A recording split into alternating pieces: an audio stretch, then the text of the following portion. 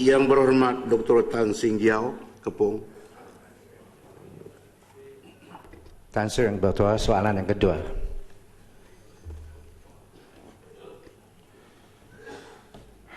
Tuan Yang Ketua, alhamdulillah untuk tahun lalu Malaysia mencatat pertumbuhan KDNK sebanyak 5%. Sebagai tanda ukur kadar pertumbuhan ini adalah mengagumkan berbanding dengan pertumbuhan negara seperti Indonesia pada kadar 4.8%, Thailand 2.8% dan Korea sebanyak 2.6%.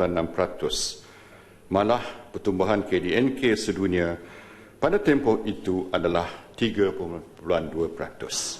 Untuk tahun 2016, pertumbuhan KDNK diunjurkan pada kadar 4 hingga 4.5% dengan prestasi tempoh separuh pertama 2016 mencatat pertumbuhan sebanyak 4.1%. Untuk makluman, penurunan kadar KDNK dari tahun lepas jika dibandingkan dengan tahun ini adalah kerana momentum pertumbuhan ekonomi dunia yang agak lembab. Ekspor Malaysia berkurangan, kelemahan di dalam pasaran antarabangsa juga telah menyebabkan kadar komoditi seperti minyak, gas, kelapa sawit dan mineral turut menurun. Keadaan ekonomi global juga bertambah mencabar dengan perkembangan geopolitik seperti Brexit di Eropah. Sesungguhnya kita sebagai sebuah negara yang ekonomi bersaiz sederhana tidak dapat menepis sepenuhnya tempias dari impak ketidaktentuan ekonomi global ini. Adalah juga di luar bidang kuasa atau pengaruh kerajaan untuk mempengaruhi harga dunia bagi komoditi-komoditi asas tersebut. Malah kita juga tidak dapat menghalang pergolakan geopolitik global dan mempengaruhi sentimen ekonomi antarabangsa. Tuan Yang Ketua, dengan izin, while we cannot control our external environment, we can however influence what goes on in our country. Di dalam suasana global yang tidak menentu ini, kerajaan secara berterusan mengambil langkah-langkah proaktif untuk menangani impak apa yang dikatakan sebagai global economic and financial shocks dengan izin. Justru ekonomi kita tetap bertahan teguh, masih memacu pertumbuhan yang memberangsangkan melalui pengukuhan struktur ekonomi dan kewangan negara serta permintaan dalaman, domestic demand yang kuat. Ini termasuklah pelaksanaan GST pada tahun lalu yang telah menampung kekurangan kutipan hasil kerajaan akibat kejatuhan harga minyak dan rasionalisasi subsidi kepada kumpulan SASA. Seperti yang kita sedia maklum, defisit fiskal negara telah berjaya dikurangkan dari 6.7% pada tahun 2009 kepada 3.2% pada tahun 2015. Komitmen kita untuk mencapai kadar defisit fiskal 3.1% adalah teguh. Tuan Yang Ketua, komitmen untuk mengucupkan defisit fiskal ini bukanlah perkara senang yang memerlukan disiplin fiskal yang tinggi dan perbelanjaan yang berhemah. Perbelanjaan kerajaan ditumpukan kepada pelaburan berimpak tinggi dengan izin investment with high economic spin-off. Pelaburan-pelaburan ini akan seterusnya meningkatkan lagi tahap daya saing negara dan seterusnya memangkinkan pertumbuhan ekonomi masa hadapan. Tuan Yang Ketua, adalah jelas tindakan-tindakan kerajaan setakat ini berjaya mengekalkan momentum pertumbuhan ekonomi negara dipacu oleh permintaan domestik yang kokoh serta disokong oleh kadar inflasi dan pengangguran yang rendah. Yang Di-Pertua, sukacita saya maklumkan, semana yang ketahui, saya akan bentangkan bajet 2017 di Dewan Yang Mulia ini pada 21 Oktober ini.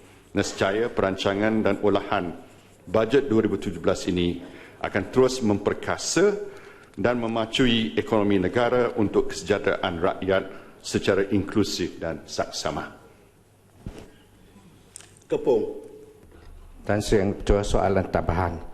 Dengan tempias ekonomi dunia ini, apakah inisiatif dan inovasi untuk mengatasi masalah-masalah pelaburan asing dan industri yang dibelenggu oleh sumber pekerja seperti parti yang berterusan.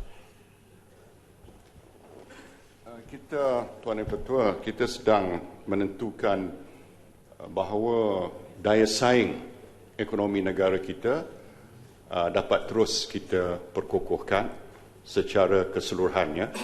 Kita juga membantu industri-industri kita melalui langkah-langkah tertentu. Sebahagian daripada ini akan saya umumkan dalam bajet 2017 dan kita sedang meminta pihak-pihak berkenaan, pihak berkuasa berkenaan untuk menguruskan soal pekerja asing ini supaya ianya dapat memenuhi keperluan industri tempatan. Di samping itu juga menangani masalah pekerja-pekerja asing tanpa izin. Badan Serai. Terima kasih, Tuan Yang Ketua. Anggaran terkini pada tahun 2016, kita akan melihat penurunan pertumbuhan ekonomi dunia ke tahap 2.9% dan juga penurunan pertumbuhan perdagangan sebanyak 26%, di mana di bawah 3% adalah red alert. Kini kita akan berdepan dengan satu lagi episod kelembapan ekonomi dunia yang telah berlaku sejak 1985 lagi, yang sudah tentunya bukan berpunca dari faktor dalaman negara. Tuan Yang Ketua, saya ingin bertanya, apakah tindakan khusus kerajaan untuk mempertahankan ekonomi negara, khususnya tentang meningkatkan daya tahan atau resilience pertumbuhan dari kejutan-kejutan ekonomi yang mungkin melanda? Terima kasih.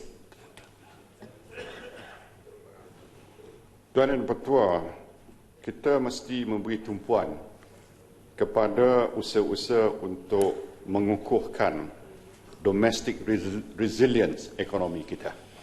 Ini termasuklah memberi tumpuan kepada soal-soal fundamental dalam ekonomi kita. Ini sebab itulah misalnya kita terus-menerus mengucupkan defisit fiskal negara. Itu satu daripada usaha kita. Kita juga terus-menerus menambahkan lagi ekspor kita supaya kita dapat meningkatkan di mana boleh penjualan ekspor Malaysia. Kita juga menambahkan lagi usaha untuk meningkatkan produktiviti dan inovasi. Semuanya langkah ini adalah bertujuan untuk mengukuhkan domestic resilience ekonomi kita. Tidak kurang juga penting peranan sektor swasta. Sebab sektor swasta merupakan the engine of growth dalam ekonomi kita. Jadi sektor swasta juga perlu memainkan peranan untuk menjadikan sektor swasta lebih berdaya saing lagi.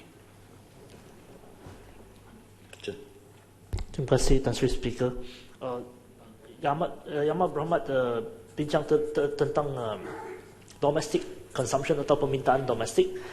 Soalan saya ialah, adakah kerajaan bersedia untuk kurangkan GST dari 6% sampai 3% kerana GST telah mengakibatkan kekurangan permintaan domestik? Ini saya rasa soalan serius dan soalannya, bagaimana kerajaan akan menambah permintaan domestik dengan keadaan di mana GST mengakibatkan kemerosotan? Terima kasih.